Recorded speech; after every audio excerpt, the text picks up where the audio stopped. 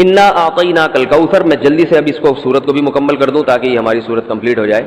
ترجمہ کر دیتا ہوں. انا اعطیناک الکوثر، اے نبی ہم نے آپ کو عطا کی کوثر. فصلی، پس آپ نماز پڑھیے، لربک اپنے رب کے لیے، ونحر اور قربانی کیجیے. انا بے شک، شانئک آپ کا دشمن، هو الابتر وہی دم کٹا ہے، وہی اسی کی نسل ختم ہوگی، اسی کا ذکر خیر ختم ہو جائے گا، وہی ناقص ہے، اس کا کوئی نام لینے والا ان کے بعد نہیں ہوگا. سمجھ رہے ہیں بات کو؟ اس صورت کا میں شان نزول بتا دیتا ہوں آپ کو، کچھ اس کی فضیلت کیا ہے اور اس کی تفسیر کیا ہے. یہ آپ کو تحریری شکل میں مل جائے گی، لہذا لکھنے کی ضرورت نہیں ہے. ٹھیک ہے؟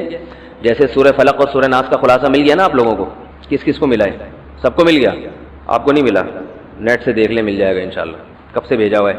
اس کے بعد اذا جاء نصر اللہ قل یا ایھا الکافرون، ان صورتوں کے بھی آپ کو خلاصے سورہ اخلاص کا مل جائے گا انشاءاللہ. تو یہ جو بھی بتا رہا ہوں یہ بھی تحریری شکل میں آپ کو دے دیا جائے گا. اس صورت کا شان نزول یہ ہے کہ رسول اللہ صلی اللہ علیہ وسلم کو اللہ تعالیٰ نے حضرت خدیجہ سے 2 بیٹے دیے تھے. ایک کا نام تھا قاسم اور ایک کا نام تھا ابراہیم. آپ صلی اللہ علیہ وسلم کی جتنی بھی اولاد ہوئی ہے صرف حضرت خدیجہ سے ہوئی ہے. حضرت خدیجہ کے علاوہ آپ کی اولاد کسی اور زوجہ سے نہیں ہوئی. حضرت خدیجہ سے 4 بیٹیاں تھیں اور 2 بیٹے. ایک بیٹے کا نام قاسم، دوسرے کا نام ابراہیم. قاسم کی جب ولادت ہوئی ان کا بھی انتقال ہو گیا، اور ابراہیم کی ولادت ہوئی تو ان کا بھی انتقال ہو گیا. عرب میں نرینہ اولاد کی بڑی اہمیت تھی، کیونکہ انسان کا نسب اس کی نرینہ اولاد سے چلتا ہے، بیٹیوں سے نہیں چلتا.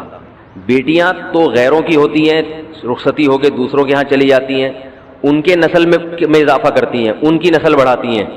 اپنے شوہر اور اپنے شوہر کے ددیال کی نسل میں اضافہ کریں گی. وہ اپنے باپ کی نسل میں اضافہ کون کرتا ہے؟ بیٹا. کیونکہ نسب کس سے چلتا ہے؟ باپ سے چلتا ہے، سوائے بلاول بھٹو کے. بلاول بھٹو کے بارے میں کہتا ہوں کہ بلاول بھٹو اسلامی تاریخ، غیر مسلموں کے ہاں تو ماں سے چلتا ہے جو نیچر کے خلاف ہے، لیکن اہل اسلام میں، اسلامی تاریخ میں سوائے بلاول بھٹو کے آج تک کوئی ایسا شخص پیدا نہیں ہوا جس کے نسب اور خاندان ماں سے چلتا ہو. بلاول بھٹو زرداری کے بیٹے ہیں، مگر خاندان ان کا کیا کہلاتا ہے؟ قوم جو آخر میں لگتی ہے وہ بھٹو کہلاتی ہے، حالانکہ وہ بھٹو ان کی والدہ تھیں، ان کے والد محترم بھٹو نہیں. تو سیاست میں انہوں نے نسب ہی کو بگاڑ دیا اپنا.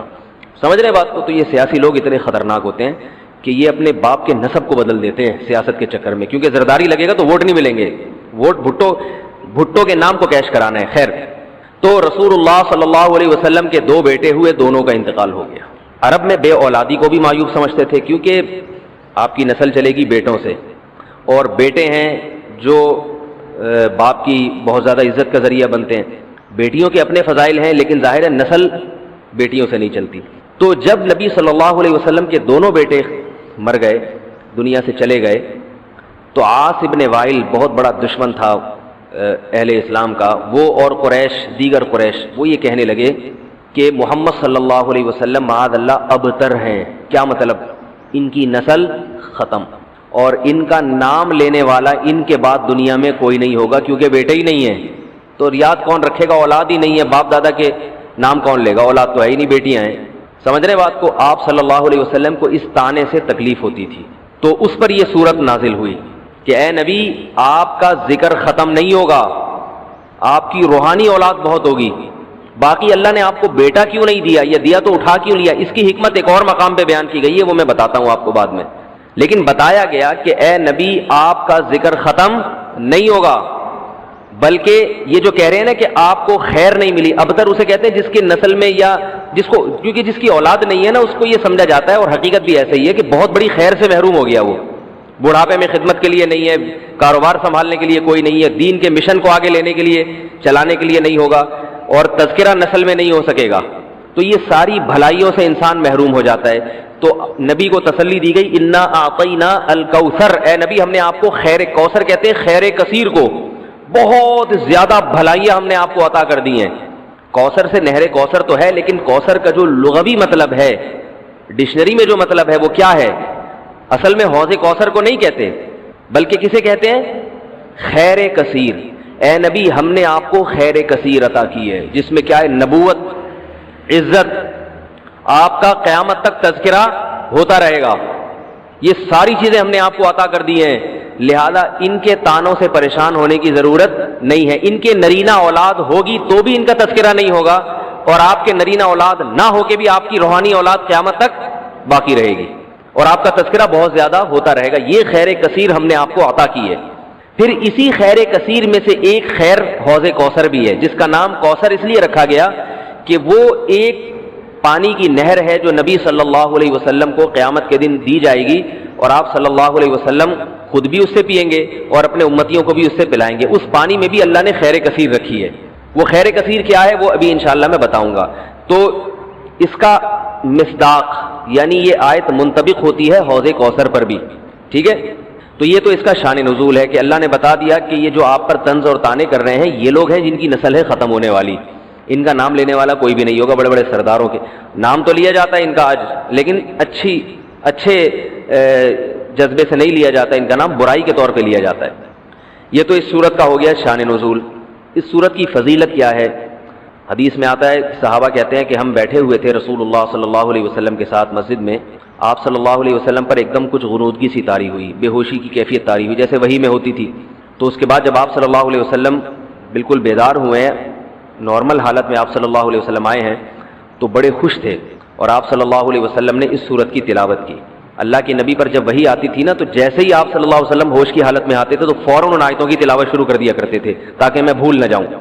تو آپ نے فوراً بسم اللہ الرحمن الرحیم پڑھا اور انا اعطیناک الکوثر فصلی لربک وانحر ان شانئک ھو الابتر. یہ آیتیں نازل ہوئیں اور آپ نے فوراً ان آیتوں کی تلاوت شروع کر دی. جب یہ شروع ہوئی تو صحابہ نے پوچھا یہ کوثر کیا چیز ہے؟ آپ صلی اللہ علیہ وسلم نے فرمایا میرے رب نے مجھے بشارت دی ہے کہ قیامت کے دن مجھے ایسی نہر ملے گی. وہ نہر ایسی ہے کہ اس کے جو پیالے ہیں جس سے لوگ پانی پئیں گے وہ چاندی کے ہیں، اور ان کی تعداد ان پیالوں کی گلاسوں کی اتنی ہے جیسے آسمان کے ستارے، اور اس نہر کا پانی برف سے زیادہ سفید ہے اور شہد سے زیادہ میٹھا ہے، اور میری امت میں کوئی بھی اس کا پانی پیے گا تو اسے کبھی بھی پیاس نہیں لگے گی. میدان حشر میں جو لوگوں کا سب سے بڑا مسئلہ ہوگا وہ پیاس ہوگا، سب سے بڑا مسئلہ. اور کہتے ہیں سمندروں کا پانی بھی اگر پی لے کوئی ساتوں سمندروں کا تو اس کی پیاس نہیں بجھے گی. تو میرے اللہ نے مجھے یہ نہر دی ہے، جو میرا امتی اس سے پی لے گا اسے کبھی بھی ہمیشہ کے لیے اس کی پیاس ختم ہو جائے گی. پھر آپ صلی اللہ علیہ وسلم نے فرمایا اسی موقع پر اسی حدیث میں کہ کچھ میرے امتی آئیں گے حوض کوثر سے پانی پینے کے لیے، فرشتے انہیں وہاں سے ہٹائیں گے، دھتکاریں گے. میں کہوں گا کہ یہ میرے امتی ہیں تو فرشتے کہیں گے کہ آپ کو علم نہیں ہے ما احدثوا بعدک، کہ انہوں نے آپ کے بعد بدعتیں ایجاد کر لی تھیں. ہیں تو آپ کے امتی مگر انہوں نے آپ کے دین میں تبدیلیاں کر لی تھی. جو دین آپ ان کو دے کر گئے تھے اس پر انہوں نے قناعت نہیں کی، اپنی طرف سے اس میں اضافے کیے، ایڈیشن کہتے ہیں نا، بہت ساری چیزیں بڑھا لی انہوں نے. تو اس میں وعید بھی آپ صلی اللہ علیہ وسلم نے بتا دی کہ حوض کوثر سے بدعتی کو پانی پینے کی توفیق نہیں ملے گی. تو یہ تو اس صورت کی فضیلت ہو گئی. اب اس صورت کے مضامین کیا ہیں، تفسیر کیا ہے اس کی، اس کے اسباق کیا ہوتے ہیں، یہ انشاءاللہ پھر. تو جب نبی صلی اللہ علیہ وسلم نے فرمایا نا کہ تم موت کے بعد دوبارہ زندگی ملے گی، تمہیں اللہ کے سامنے حساب و کتاب دینا ہے، تو وہی مشہور سوال تھا سأل سائل بعذاب واقع. اللہ فرماتے ہیں واقع کب ہوگا یہ تو میں نہیں بتاؤں گا، میرا اصول ہی نہیں ہے کہ میں قیامت کا علم بتا دوں. لیکن اتنی بات ہے للکافرین لیس لہ دافع، جو بھی اللہ کا منکر ہے، اللہ کو نہیں مانتا، اللہ کے حکام کو فالو نہیں کرتا، جب وہ عذاب آئے گا تو دنیا کی کوئی طاقت اس عذاب سے ان کو بچا نہیں سکے گی. تعرج الملائکۃ والروح الیہ فی یوم کان مقدارہ 50,000 سنہ، 50,000 سال کا ایک دن ہوگا. کہیں 1,000 سال اللہ نے ذکر کیا میدان حشر کے بارے میں، کہیں 50,000 سال. تو علماء نے بیان کیا یہ لوگوں کے حالات کے حساب سے ہوگا. یہ ٹائم کے جو یونٹ ہے نا یہ ہر ایک کے حق میں مختلف ہوتے ہیں. دیکھو جب ہم پیدا ہوئے تو ہم کائنات کو بننے کے اربوں سال کے بعد پیدا ہوئے ہوں گے نا، تو کیا ہمیں انتظار کرنا پڑا؟ بولو نا کیا ہو گیا؟ اگر ہمیں اللہ انتظار کرواتا ابھی تم عالم ارواح میں ہو 1 ارب سال کے بعد تمہارا نمبر آئے گا تو میں تو بوریت سے مر چکا ہوتا. کیا خیال ہے بھائی؟ جہاں فلائٹ 1 گھنٹہ لیٹ ہو جائے انتظار میں آدمی ٹینشن میں چلا جاتا ہے. لیکن ہم تو جب آئے تو ہمیں تو لگا کہ کائنات کی ابتدا آج سے ہو رہی ہے جب ہم نے ہوش سنبھالا، کیونکہ ہمارے وہ یونٹ جو تھے نا، جو وقت کی اکائیاں ہیں، وہ ہمارے حق میں اسٹارٹ ہی نہیں ہوئی تھی. تو اسی طرح مرنے کے بعد جو مردے کے لیے جو ٹائم کے یونٹ ہے نا وہ چینج ہوتے ہیں. ورنہ جو مردہ بیچارہ 20,000 سال پہلے دفن ہوا ہے وہ تو قبر میں کوئی عذاب نہ بھی ہو رہا، وہ تو پڑے پڑے ہی بور ہو گیا ہوگا کہ اللہ قیامت لے آ، میں تو ٹینشن میں آ گیا ہوں، 20,000 سال ہو گئے مجھے. تو اس کو تو ایسا نہیں لگے گا کہ 20,000 سال ہو گئے. وہ جب دوبارہ اس کو اللہ تعالیٰ اٹھائیں گے تو نیک لوگوں کو تو لگے گا ابھی ہم سوئے تھے اور ابھی ہمیں کسی نے آ کے اٹھا دیا. جیسے گہری نیند میں جب انسان سوتا ہے کئی گھنٹے بعض دفعہ سوتا ہے, کوئی آ کے اٹھائے تو اس کو لگے گا یار ابھی تو میں سویا تھا, ابھی آپ نے اٹھا دیا ہمیں. تو سوتے ہوئے آدمی کے ٹائم کے یونٹ الگ ہوتے ہیں, مرنے کے بعد کے ٹائم کے یونٹ الگ ہوتے ہیں, عالم ارواح کے الگ تھے. اور بعض تو یہ بھی میں نے سنا ہے کہ دوسرے سیارے پہ آپ چلے جائیں نا زمین کے علاوہ تو وہاں بھی ٹائم کے یونٹ چینج ہو جائیں گے. تو اسی طرح آخرت کے ٹائم کے یونٹ بالکل الگ ہے. ایک دن 50,000 سال کی, دنیا کا جو 50,000 سال ہے نا وہ وہاں کا ایک دن ہوگا. کسی کے حق میں 1,000 سال, کسی کے حق میں 50,000 سال. یہ وہ ہے جب حساب و کتاب جس میں ہوگا. تو اللہ نافرمانوں کو عذاب سے پہلے نا حساب و کتاب کا عذاب دیں گے. اللہ ہم سب کو اس عذاب سے محفوظ رکھے, جس کو قرآن نے ایک جگہ بیان کیا, یجعل الولدان شیبا, وہ ایسا دن جو بچوں کو بوڑھا کر دے. ایسا دن یفر المرء من اخیہ, انسان اپنے بھائی سے دور بھاگے. اس لیے بڑے بڑے اللہ والے وہ جہنم سے زیادہ پناہ مانگا کرتے تھے میدان حشر کی سختیوں سے. جہنم تو اس سے زیادہ سخت ہے, لیکن میدان حشر کوئی کم چیز نہیں ہے, وہ کوئی کم عذاب نہیں ہے. تو اللہ فرماتے ہیں کہ 50,000 سال کے برابر ایک دن ہوگا. فاصبر صبرا جمیلا انہم یرونہ بعیدا. جب مشرک بار بار کہتے بھائی چھوڑو ابھی لے آؤ نا ابھی لے آؤ, تو نبی صلی اللہ علیہ وسلم کو پریشانی ہوتی کہ بھئی اللہ وقت بتاتا کیوں نہیں ہے, بتا دے تاکہ میری جان چھوڑیں یہ لوگ. تو اللہ نے پیغمبر صلی اللہ علیہ وسلم کو تسلی دی, فاصبر صبرا جمیلا, اے نبی آپ صبر جمیل کریں. صبر جمیل وہ صبر ہے جس میں ذرا بھی شکایت نہ ہو. انہم یرونہ بعیدا, اے نبی یہ لوگ سمجھتے ہیں اس کے آنے میں بہت ٹائم ہے, لاکھوں کروڑوں سال ہیں. ونراہ قریبا, جبکہ ہم دیکھ رہے ہیں بس آنے والی ہے. کیوں؟ جب آپ مر گئے نا, ابھی دیکھو ہو سکتا ہے 1,000 سال باقی ہوں قیامت آنے میں, ہو سکتا ہے 20,000 سال باقی ہوں, لیکن ہمارے مرنے کے بعد ہمیں نہیں لگے گا 20,000 سال. ہمیں تو ایسا لگے گا ابھی ہم مرے تھے اور اتنی جلدی اللہ نے قیامت قائم کر لی. تو ہمیں تو اپنی موت کے حساب سے چلنا ہے بھائی. ہمیں کیا پتا کہ ہمیں کیا کرنا ہے اس سے کہ 50,000 سال بعد قیامت آئے یا 1 کروڑ سال بعد آئے. جب ہم مر گئے تو ہماری قیامت واقع ہو گئی ہے, ٹائم کے یونٹ ہمارے حق میں چینج ہو جائیں گے. تو اس لیے اللہ کہتے ہیں انہم یرونہ بعیدا, اے نبی یہ سمجھتے ہیں بہت بعد میں آئے گی قیامت. ونراہ قریبا, ہم تو دیکھ رہے ہیں کب ہے, بالکل قریب ہے, کوئی زیادہ ٹائم نہیں ہے. یوم تکون السماء کالمہل, اللہ فرماتے ہیں جس دن آسمان تیل کی تلچھٹ کی طرح ہو جائے گا, ایسے پگھل جائے گا آسمان. اتنی بڑی تباہی آنے والی ہے اس کائنات پہ جس پہ ہم فخر کر رہے ہیں, اس یہاں کے شاپنگ سینٹروں پہ فخر کر رہے ہیں. میں بھی ایک پروگرام میں گیا نا اسلام آباد میں, بڑا زبردست پروگرام تھا, بڑے بڑے تاجر آئے ہوئے تھے, تھوڑا سا موٹیویٹ کرنا تھا لوگوں کو تاکہ پیسہ کمائیں. تو یہ تو اچھی بات ہے, اسلام تو آپ کو بزنس کا پیسہ کمانے کا حکم دیتا ہے تاکہ ہم بھکاری پن سے نکلیں. بھکاری پن کو تو پسند نہیں کیا گیا نا, ایک شخص بھیک مانگتا ہے نبی نے اس کو پسند نہیں کیا, تو پوری قوم پورا کنٹری بھکاری بن کے IMF کے سامنے کشکول لے کے کھڑا ہوا ہو تو ہمارے نبی اس کو پسند کریں گے کہ کوئی مسلمان قوم ہو اور قومی سطح پہ بھکاری بن چکی ہو. تو یہ علماء کی ذمہ داری ہے لوگوں کو پیسہ کمانے کی ترغیب دیں, بزنس کی طرف لے کر آئیں, یہ مذہبی ذمہ داری ہے. تو میرا اس میں کوئی کمیشن نہیں تھا, میں گیا میں نے تقریر کی, لیکن ایک چیز کا مجھے اندازہ ہوا کہ یار ایک چیز یہاں پیدا ہو رہی ہے, پیسہ کمانے کے ساتھ پیسے کی محبت بھی آ رہی ہے. تو مجھے خیال ہوا میں اپنی اسپیچ میں ایک بات کہوں کہ آپ یہاں ہیں, سارے ارب پتی کروڑ پتی تاجر ہیں, سب اپنے اپنے تجربے شیئر کر رہے ہیں کہ میں یہ کرتا تھا, آج میں نے اتنے روپے کما لیے, میں یہ کرتا, تاکہ لوگوں کو موٹیویشن ملے. اچھی بات ہے, بہت اچھا پروگرام تھا. تو مجھے خیال ہوا کہ ایک بات میں کہوں کہ ضرور, لیکن ایک چکر نہ ہفتے میں ایک دفعہ قبرستان کا ضرور لگایا کرو تاکہ نیتیں ٹھیک ہو جائیں پیسہ کمانے سے. ایسا نہ ہو یہ پیسہ قارون بنا دے آپ کو. ایک دفعہ ایسا کیا کرو, جیسے یہ پروگرام ہو رہا ہے بڑا زبردست, لوگ آ رہے ہیں, ایوارڈ مل رہے ہیں, اور تو یہاں سے نکل کے, لیکن میں نے کہا نہیں, میں نے کہا یہ ان کے مینٹل لیول سے نا اوپر کی چیز, ہر چیز ہر جگہ کہنے کی نہیں ہوتی. یہ کہیں گے مفتی صاحب رنگ میں بھنگ ڈال کے چلے گئے. اچھا بلا ہم دیکھ رہے تھے اتنے کروڑ پتی لوگوں کو سن کے, ہمیں بھی خواب آ رہے تھے کل ہمارے پاس لینڈ کروزر ہوگی, 4 شادیاں ہوں گی, اب پیسہ ہوگا زبردست, یہاں جائیں گے وہاں جائیں گے. یہ مولوی نے آ کے یہاں بھی کیا کر دیا, قبرستان کی باتیں شروع کر دی. تو وہ مناسب نہیں تھا, لیکن دل چاہ رہا تھا کہ میں ان سے کہوں اگلا پروگرام وہ بول دوں گا کہ بہت زبردست پیسہ کمائیں, ایک دفعہ جا کے قبر میں جو آپ سے پہلا کما کے چلے گئے نا پہلے کما کے. یہ یوٹیوبرز تو یہاں آ رہے ہیں اپنا ایکسپیرینس شیئر کر رہے ہیں, میں ایسا کانٹینٹ بناتا ہوں اور میں ایسے محنت کرتا ہوں. اچھی بات ہے, مجھے بڑی خوشی ہو رہی تھی, تھوڑی سی امیدیں ہوئی کہ شاید پاکستان اب شاید اچھی سمت میں جانا شروع ہو جائے. تو مجھے ان پہ وہ کوئی نہیں, وہ تو بہت اچھا کر رہے تھے, بلکہ یہ تو ایک ظرف کے بڑے ہونے کی بات ہے کہ آپ بتائیں کہ میں نے پیسہ ایسا کمایا, ورنہ لوگ بتاتے کہاں ہیں. مجھے ان یوٹیوبرز میں خوشی ہو رہی تھی, وہ بتا رہے تھے ہم نے یہ کانٹینٹ بنایا, ہم نے ایسے چینل بنایا, اتنے پیسے کمائے. تو اچھی بات ہے, شیئر کرو یار تاکہ لوگوں کی غربت ختم ہو, وہ بھی کریں یہ کام. لیکن ساتھ ساتھ ایک بات, یہ پیسہ آپ کو سلیمان علیہ السلام جیسا بھی بنا سکتا ہے اور قارون اور فرعون جیسا, ابو بکر عثمان جیسا بھی بنا سکتا ہے اور ابو جہل جیسا بھی بنا سکتا ہے. کیا خیال ہے؟ یہ سارے پیسے والے لوگ تھے نا. تو آپ پیسہ کما کے سلیمان علیہ السلام جیسے شکر گزار بن جاؤ, عثمان ابن عفان جیسے غنی بن جاؤ, عبد الرحمن بن عوف جیسے بن جاؤ. اس کے لیے ضروری ہے کہ ہفتے میں ایک دفعہ قبرستان کا وزٹ اپنے خرچے پہ کر لیا کریں, اور ایسے ہی نہیں گزرتے ہوئے, وہاں جا کے کھڑے ہو کے قبروں پہ دیکھا کریں کہ میں جتنا بھی بڑا بن جاؤں, میرے یوٹیوب پہ چینل پہ 10 ملین بھی سبسکرائبر آ جائیں, لیٹنا میں نے کہا ہے تھوڑے دنوں میں جا کے بھائی اس قبر کے اندر.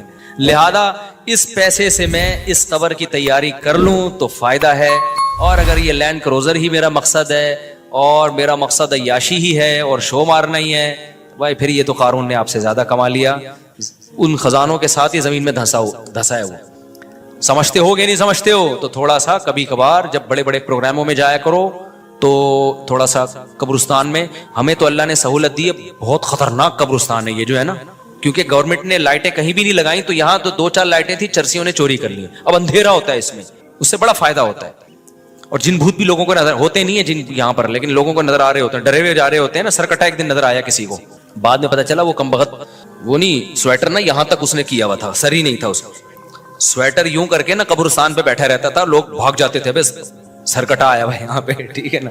تو آپ یہ جو ہمیں اللہ نے بڑی سہولت دی ہے, کبھی کبھار ایسا کیا کرو, یہاں چلے جاؤ. رات کے وقت جاؤ گے تو جیسے آپ نے انرجی اپنی خرچ کرنی ہے نا, تو کہتے ہیں ڈاکٹر 1 گھنٹے کی واکنگ سے 15 منٹ کی جاگنگ بہتر ہے. 15 منٹ کی جاگنگ میں اتنی انرجی لگ جائے گی جو 1 گھنٹے کی واکنگ میں نہیں ہوگی. تو دن میں قبرستان 100 دفعہ جانے سے بہتر ہے رات میں 2:30 بجے 1 دفعہ چلے جاؤ. بس رات میں 2:30 بجے 1 دفعہ چلے جاؤ, اور وہاں جا کے بیٹھو, بیٹا آنا کہاں ہے, یہی آنا ہے. اور یہ جو لیٹے ہوئے ہیں نا, یہ سارے غریب نہیں تھے, ٹھیک ہے نا. ان میں بہت سارے کروڑ پتی تھے, ارب پتی تھے, 4 شادیوں والے بھی تھے, 1 والی بھی تھے, اور بچوں والے بھی تھے, بغیر بچوں والے بھی تھے, جوان بھی تھے, بڈھے بھی تھے, 30-30 سال کے بھی تھے, 15-15 سال کے بھی تھے, 6-6 مہینے کے بچے بھی تھے. کیا نظر آ رہے ہوں گے خبریں, جا کے دیکھو. کل ہوس اس طرح سے ترغیب دیتی تھی مجھے, وہ ایک شاعر نے بڑا شعر کہا ہے کہ مجھے ہوس جو ہے نا وہ ترغیب دیتی تھی.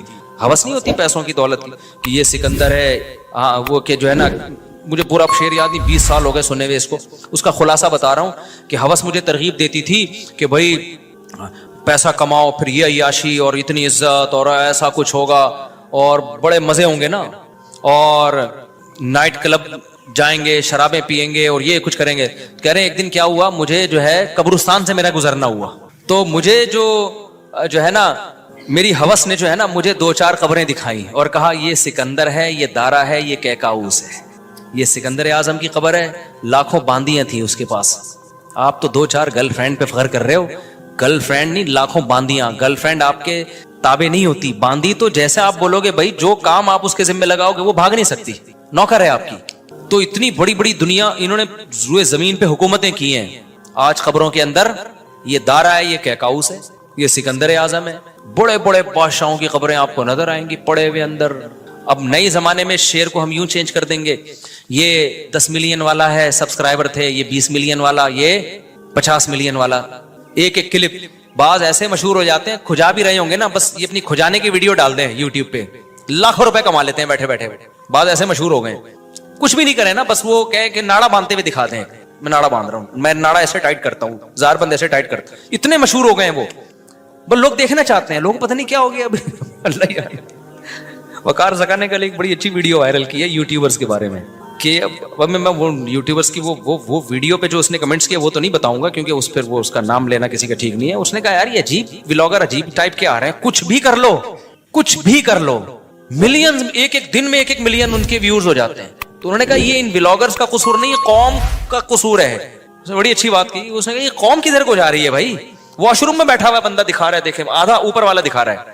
میں کہتا ہوں اگر وہ نیچے والا پورشن دکھا دے نا, یوٹیوب چینل بند کر دے گا, بولے گا بھائی اتنے سبسکرائبر اتنا کراؤڈ ہم برداشت نہیں کر سکتے, ڈی مانیٹائز کر دے گا یار.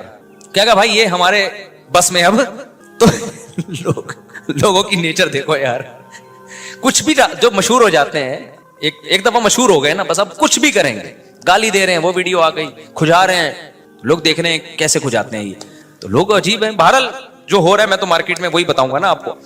تو اب جو سوشل میڈیا سے وابستہ لوگ ہیں, جن کے ٹک ٹاک پہ چینل, یوٹیوب پہ چینل, ان کے یہاں کامیابی کیا ہے, 4 मिलियन हो गए, 10 मिलियन हो गए, 50 मिलियन हो गए। तू एक वीडियो इतनी मेहनत से बनाता है, 4 आदमी तुझे मिलते नहीं है, और मैं खुजाता भी हूं ना सर को तो इतने व्यूज आ जाते हैं।